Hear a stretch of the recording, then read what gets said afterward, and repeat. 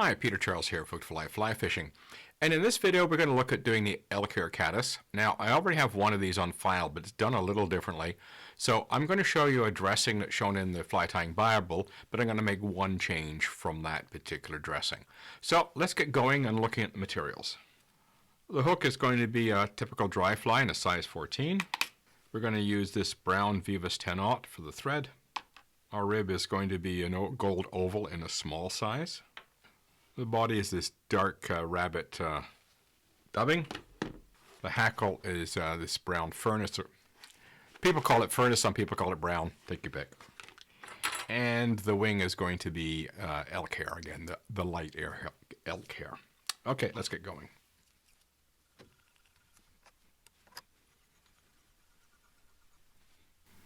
Okay, now we're tying our rib.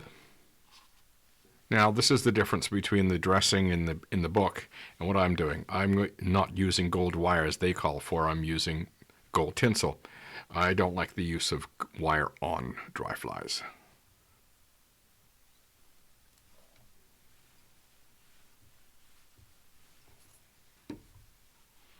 Okay, now for our furnace hackle. Don't pick a feather with barbs that are really long.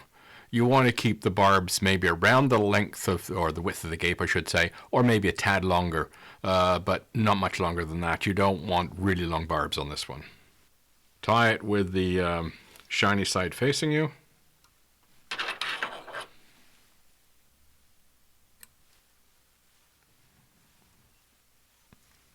Now for the dubbing.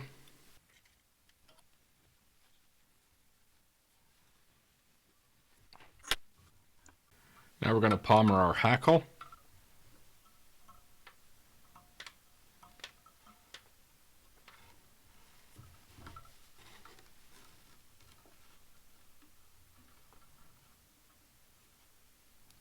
Now I'm just pulling some space in there so I can get my thread in there without trapping a load of barbs. There we go.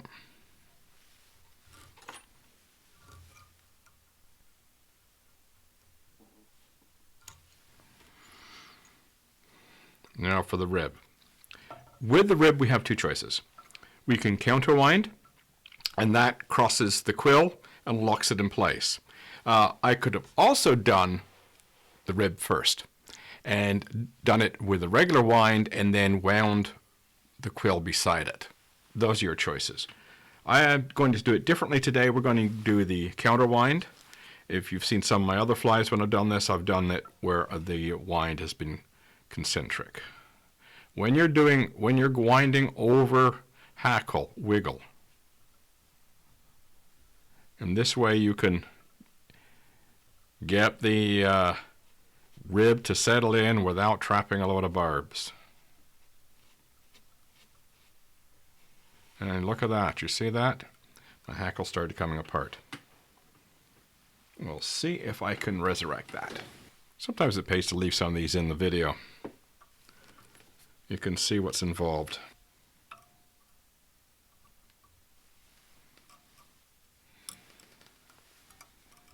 So I'm going to use my rib to try and save that piece. Then I'm going to come in underneath it with my thread and get both of them.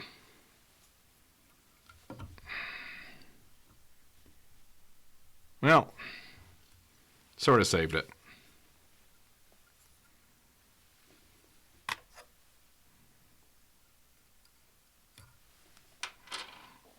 Now to try and stop this from getting too ugly, I'm just going to come in here and trim off those barbs that are going forward.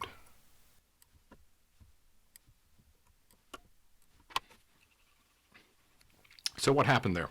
Basically, when I wound the hackle on, I could have done a couple of things. Could have wound on a little tighter, or I could have folded it back and wound underneath. You've seen me do that before, but that builds up bulk. So I was trying to be neat on this one, and I paid the price. So next, we're going to put on our wing, and I've stacked it. The wing should be just slightly longer than the hook. You pull up, pull up again. There we go. That looks pretty good. Now I'm going to grab those and I'm going to put a bunch of wraps underneath that. And what that does is it causes the head to kick up. If you look in the pattern book, they don't do that. And as a consequence, the elk hair covers the eye of the hook, which is no fun. So I'm just going to now come in with my scissors.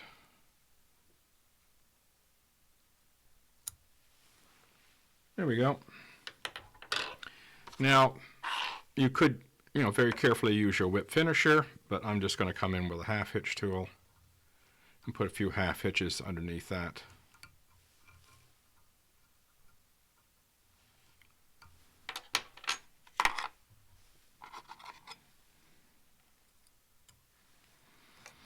And then all you need to do is put a little drop of head cement underneath that and you're good to go.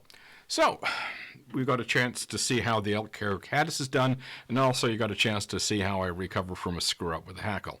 So, probably if you're not worried about too much about bulk, bring that quill back underneath, fold it underneath, which is what I should have done.